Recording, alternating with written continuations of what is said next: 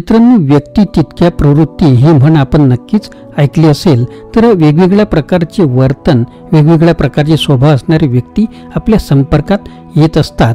तर आपले मुलं किंवा आपले परिचित व्यक्ती हे कोणत्या प्रकारचे वर्तन करतात आणि ते कोणत्या प्रकारचे व्यक्ती आहेत, त्यांची मानसिक स्थिती कोणत्या प्रकारची असू शकते आणि अशा लोकांशी मग आपण कशा पद्धतीने वागलं पाहिजे.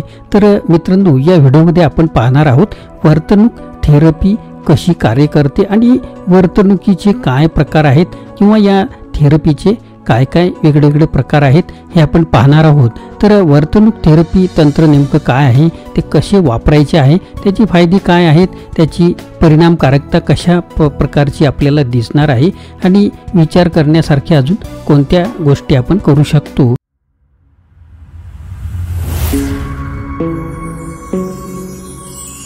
नमस्कार मित्रांनो, माझे नाव आनंद आहे आणि मराठी आनंद यूट्यूब चॅनलमध्ये आपणा सर्वांचे स्वागत आहे. तर मित्रांनो, वर्तणूक थेरपी ही एक संज्ञा आहे जी कुरूप वर्तन बदलण्यासाठी वापरल्या जाणाऱ्या तंत्रांच्या विस्तृत श्रेणीचे वर्णन करते. इष्ट आचरण मजबूत करणे आणि अवांछित गोष्टी दूर करणे हे या थेरपीचे ध्येय आहे.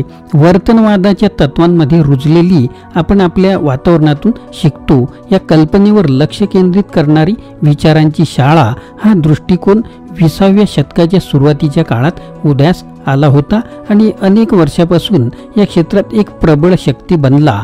एडवर्ड थॉर्नडाईक हे वर्तन सुधारण्याच्या कल्पनेचा संदर्भ देणारे पहिले व्यक्ती होते. अंतरदृष्टी जसे की मनोविश्लेषणात्मक थेरपी आणि मानवतावादी थेरपी मध्ये मूळ असलेल्या थेरपीच्या प्रकारांमध्ये वर्तणूक थेरपी ही क्रियावर आधारित अशी थेरपी आहे.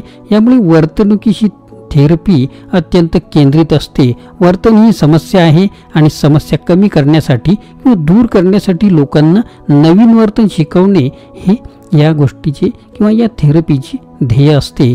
वर्तणूक थेरपी सूचित करते की जुन्या शिक्षणामुळे समस्या उद्भवू शकते तर नवीन शिक्षणाने ते निराकरण केले जाऊ शकते. तर वर्तणूक थेरपीचे प्रकार नेमके कोणते आहेत? तर वर्तणूक थेरपीचे विविध प्रकार आहेत. वापरल्या जाणाऱ्या थेरपीचा प्रकार विविध घटकांवर अवलंबून असू शकतो, ज्यामध्ये उपचार होत असलेली स्थिती आणि व्यक्तीच्या लक्षणांची तीव्रता हे समाविष्ट असते. तर अप्लाइड वर्तन विश्लेषण समस्या प्रधान वर्तनांना आकार देण्यासाठी आणि सुधारित करण्यासाठी ऑपरंट कंडिशनिंग वापरते. संज्ञानात्मक वर्तणूक थेरपी CBT वर्तणूक तंत्रावर अवलंबून असते, परंतु फरक असा आहे की CBT एक संज्ञानात्मक घटक जोडते, वर्तनामागील समस्याप्रधान विचारांवर लक्ष सुद्धा केंद्रित करते.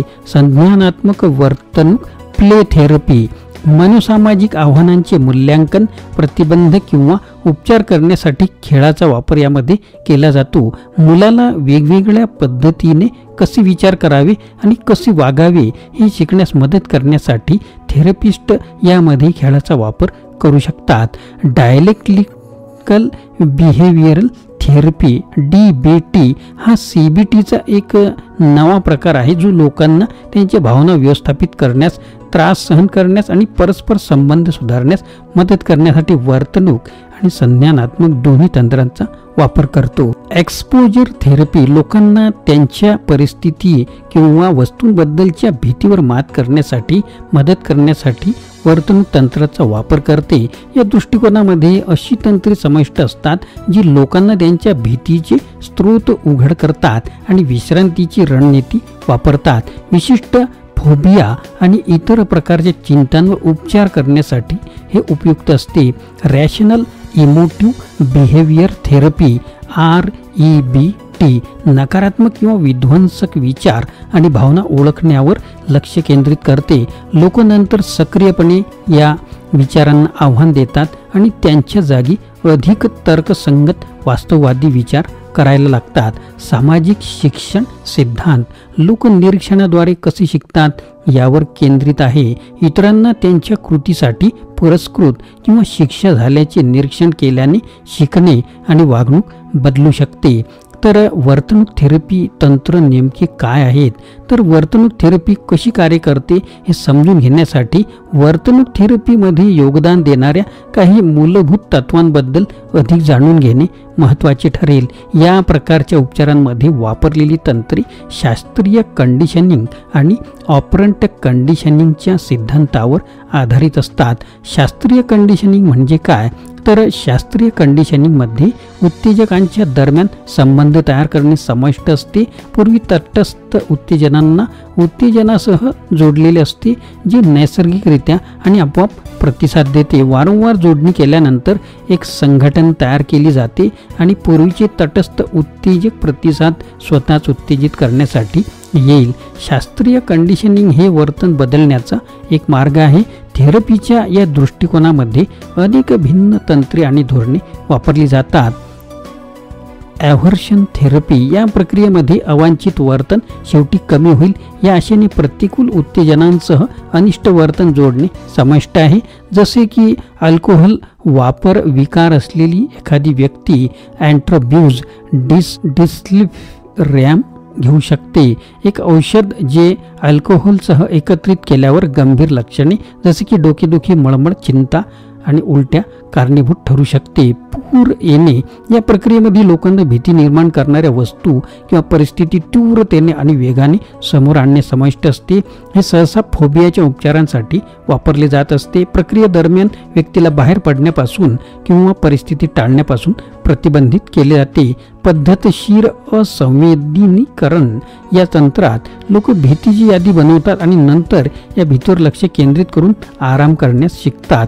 कमीत कमी भीती निर्माण करणाऱ्या वस्तूपासून सुरुवात करून आणि सर्वात जास्त भीती निर्माण करणाऱ्या वस्तूपर्यंत पोहोचून लोक थेरपिस्टच्या मार्गदर्शनाखाली पद्धतशीरपणे या भीतींचा सामना करायला लागतात. पद्धतशीरपणे डिसेंटायझेशन बहुतेकदा फोबिया आणि इतर चिंता विकारांवर उपचार करण्यासाठी वापरले जात असतात. ऑपरेट कंडिशनिंग वर्तनाची वारंवारता वाढवण्यासाठी किंवा कमी करण्यासाठी मजबूतीकरण आणि शिक्षा कशी वापरली जाऊ शकते यावर लक्ष केंद्रित करते. वांछनीय परिणामानंतरची वर्तणूक भविष्यात पुन्हा होण्याची शक्यता दाट असते, तर नकारात्मक परिणामांचे अनुकरण करण्याची शक्यता भरपूर कमी असते. वर्तणूक थेरपी तंत्र वर्तन बदलण्यासाठी मजबूतीकरण, शिक्षा, आकार मॉडेलिंग आणि संबंधित तंत्रे वापरली जातात. या पद्धतींचा जास्त लक्ष केंद्रित होण्याचा फायदा आहे. याचा अर्थ ती जलद आणि प्रभावी परिणाम देऊ शकतात. आकस्मिक व्यवस्थापन हा दृष्टिकोन क्लायंट आणि थेरपिस्ट किंवा पालक किंवा शिक्षक यांच्यातील औपचारिक लिखित कराराचा वापर करतो, जो वर्तन बदल, उद्दिष्टे, मजबूतीकरण, बक्षिसे आणि दंड याची रूपरेषा देतो. आकस्मिक करार वर्तनात बदल घडवून आणण्यासाठी खूप प्रभावी ठरू शकतात, कारण नियम स्पष्टपणे लिहिलेले आहेत. दोन्ही पक्षांना त्यांच्या आश्वासनांवर मागे हटण्यापासून प्रतिबंध करत असते. विलुप्त होणे वर्तन बदल घडवून आणण्याचा आणखी एक मार्ग म्हणजे प्रतिसाद काढून टाकण्यासाठी वर्तन मजबूत करणे थांबवणे. टाइमआउट हे विलुप्त होण्याच्या प्रक्रियेचे एक उत्तम उदाहरण आहे. टाइमआउट दरम्यान एखाद्या व्यक्तीला अशा परिस्थितीतून काढले जाते जी मजबूतीकरण प्रदान करते. त्या व्यक्तीला ते फायद्याशी वाटते, जे काढून घेतल्याने अवांछित वर्तन शेवटी संपुष्टात येत असते. वर्तणूक मॉडेलिंग या तंत्रामध्ये निरीक्षणाद्वारे शिकणे आणि इतरांच्या वर्तनाचे मॉडेलिंग करणे समाविष्ट आहे. केवळ मजबूतीकरण किंवा शिक्षेवर विसंबून राहण्याऐवजी मॉडेलिंग व्यक्तींना नवीन कौशल्ये किंवा स्वीकार्य वर्तन शिकण्याची परवानगी देत असते, ज्याद्वारे इतर कोणीतरी इच्छित कौशल्ये सादर करतात. टोकन अर्थव्यवस्था ही रणनीती वर्तन सुधारण्यासाठी मजबूतीकरणावर अवलंबून असते. पालक आणि शिक्षक बऱ्याचदा टोकन इकॉनॉमी वापरतात, ज्यामुळे मुलांना पसंतीच्या वर्तनात गुंतण्यासाठी टोकन मिळवता येतात आणि अनिष्ट वर्तनासाठी टोकन गमावतात. या टोकन्सची नंतर कॅन्डी खेळणी किंवा आवडत्या खेळासोबत खेळण्यासाठी अतिरिक्त वेळ यासारख्या बक्षिसांसाठी व्यवहार केला जाऊ शकतो. तर वर्तणूक थेरपी काय मदत करू शकते ते आता आपण जाणून घेऊ. वर्तणूक थेरपीचा उपयोग मनोवैज्ञानिक परिस्थिती आणि विकारांच्या विस्तृत श्रेणीवर उपचार करण्यासाठी केला जाऊ शकतो. त्याचबरोबर द्विध्रुवीय विकार, अल्कोहोल आणि पदार्थ वापर विकार, चिंता, attention deficit hyperactivity disorder म्हणजेच ADHD, ऑटिझम स्पेक्ट्रम विकार, बॉर्डरलाईन पर्सनॅलिटी डिसऑर्डर म्हणजे BPD, नैराश्य खाण्याचे विकार, panic disorder, phobias, obsessive compulsive disorder म्हणजे OCD. वर्तणूक थेरपी समस्या केंद्रित आणि कृती केंद्रित आहे. या कारणास्तव राग व्यवस्थापन आणि तणाव व्यवस्थापन यासारख्या विशिष्ट मनोवैज्ञानिक चिंतांचे निराकरण करण्यासाठी देखील ते उपयुक्त ठरते. तर वर्तणूक थेरपीचे वेगवेगळ्या प्रकारचे फायदे आपल्याला असे सांगता येतील. रागाच्या समस्या, चिंता, बुलिमिया, नैराश्य, रोमॅन्टिक लक्षण विकार, ताण, मादक द्रव्यांचा दुरुपयोग आणि पुनरावृत्ती प्रतिबंध यामध्ये सुद्धा याचा वापर होऊ शकतो. या व्यतिरिक्त वर्तणूक थेरपी अजून काही विशिष्ट लोकांना सुद्धा मदत करताना आढळते, जसे की संवाद साधणे, सामना, धोरणे, निरोगी विचारांचे नमुने, स्वाभिमान यामध्ये सुद्धा याची वापर करता येतो. तर याची परिणामकारकता म्हटल्यास एकूणच संशोधनात असे आढळून आलेले आहे की मानसोपचाराचा प्रयत्न करणाऱ्या अंदाजे 67% लोकांमध्ये काही प्रकारच्या सकारात्मक सुधारणांचा अनुभव येताना आढळतो. तर मित्रांनो, हा व्हिडिओ आपल्याला कसा वाटला नक्कीच कमेंट बॉक्समध्ये कळवा आणि याचा आपल्याला नक्कीच फायदा होईल. तर नवीन असाल तर चॅनलला सबस्क्राईब करायला विसरू नका. मित्रांनो, आपल्याला व्हिडिओ आवडल्यास लाईक करा, शेअर करा, सबस्क्राईब करा.